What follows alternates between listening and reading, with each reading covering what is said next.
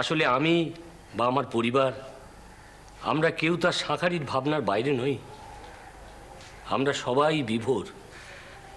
কিন্তু কিন্তু আপনার এই দুশ্চিন্তার কারণটুকু না মেনে পাচ্ছি না বৌঠান। তবু আপনি বলুন বলুন বৌঠান, আমাকে কি করতে হবে বলুন। আমি ওকে শিহরে পাঠিয়ে দেবো ঠাকুরপো। এমনিতেই রামচাঁদ ভাগ্নে ওকে সেলিমপুরে নিয়ে যেতে চেয়েছিল। আমার তখন মন সায় দেয়নি।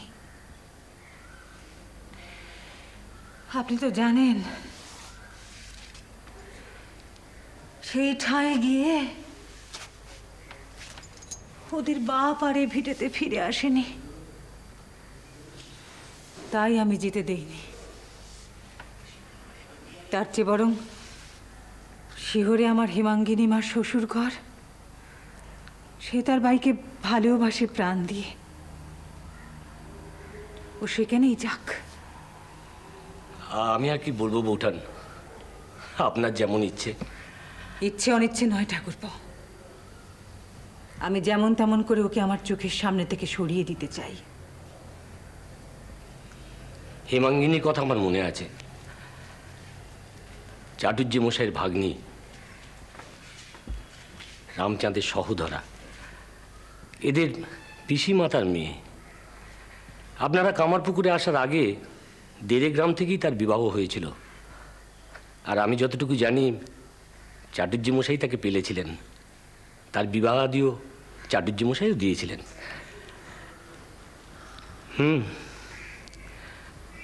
এ অতি উত্তম প্রস্তাব। গদাই ওখানে আদর যত্নও পাবে। তবে তবে আমার মনে বড় কষ্ট হচ্ছে বৌঠান। এতদিন পরে গদাইটা ফিরে এলো, তবু তবু আপনার মনে অশান্তি। বৌঠান বৌঠান, আমি যে কি করি।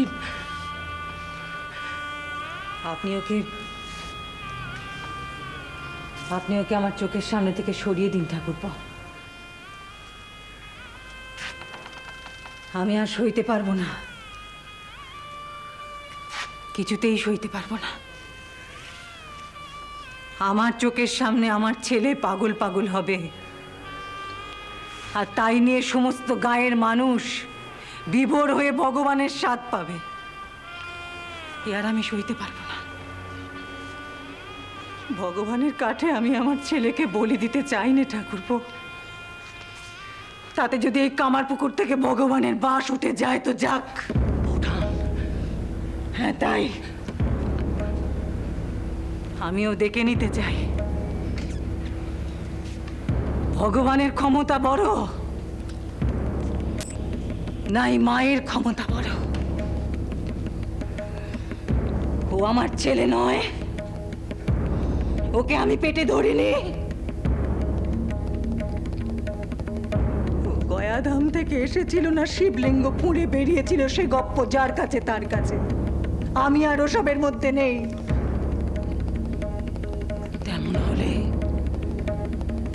তেমন হলে আমি আমার হেসেল থেকে বঁটি বার করে ওর গা চিরে দেখবো ঠাকুরপো।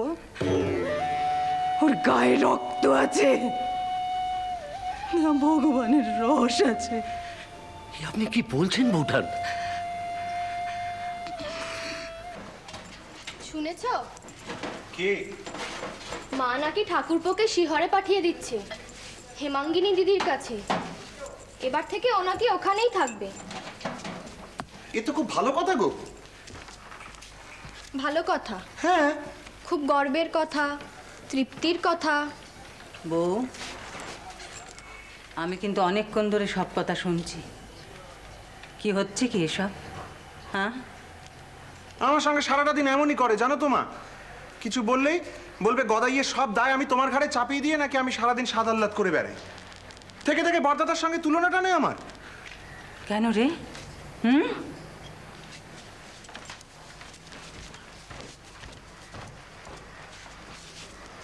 সে যাকে ও মেজো খোকা, বলো। আমি ভাবছি যে ওই গদাই কটা দিন গিয়ে শিহরে কাটিয়ে আসুক, হেমাঙ্গিনী মায়েরও অনেক দিনের আবদার ছিল ছোট ভাইটিকে কাছে রেখে সাদাল্লাদ মেটায়। তা আমি ভাবছি বাবা, এই প্রশস্ত সময়, কেননা এদিকের যে সমস্ত ব্যাপার স্যাপার মানে ওই গদায়ের ভগবত বিভূতি নিয়ে গ্রামের লোকজন যেভাবে মেতে উঠেছে, আমি ভালো বুঝছি না বাবা। এতে আর আমি কি বলি বলো মা? আমি যদি বলি পাঠিয়ে দাও, তখন বলবে যে এ আমার গা ঢিলে দেবার ঢং। আর যদি বলি পাঠিয়েও না, তখন বলবে আমি কি দায় নিয়ে বলছি।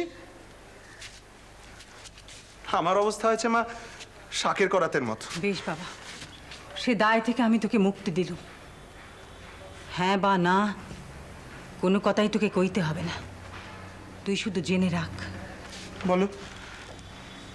তুই কাল ভোর ভোর উঠে ওই শিহরে চলে যা বাবা, গিয়ে হেমাঙ্গিনী মায়ের সুবিধে অসুবিধের কথা জেনে আয়। আগে থেকে জেনে আসা ভালো, কারণ হাজার হোক ওটা তো তার শ্বশুর বাড়ি। মা, ওখানে ওর কোনো চিকিৎসার ব্যবস্থা হয়েছে? না বাবা, তা এখনো হয়নি, তবে হতে পারে। তুই হেমাঙ্গিনীকে সব কথা খুলে বলবি। আর শোন, ওই জামাই বাবা জীবন কৃষ্ণচন্দ্রকেও বলবি যে শিহরে তো প্রাচীন বদ্যি কবিরাজের অভাব নেই। তাছাড়া তাদের ঘরের ছেলে হৃদয়, সে তো ওই দক্ষিণেশ্বরের মন্দিরেই ছিল। গদাইয়ের ভাব লক্ষণ তো তাদের অজানা নয়, অন্তত কানে শোনা তো বটেই বাবা। আর ওই মহেশ চাটুর্য মশাই, তিনিও তো শিহরের লোক, উনিও তো ওই জানবাজারের রানীর দেওয়ানিতে চাকরি করতেন। হ্যাঁ মা, মনে পড়েছে, ওই চাটুর্য মশাইয়ের অগ্রজ ক্ষেত্রনাথ মশাই বিষ্ণুদেবীর মন্দিরের পূজারী ছিলেন। ওর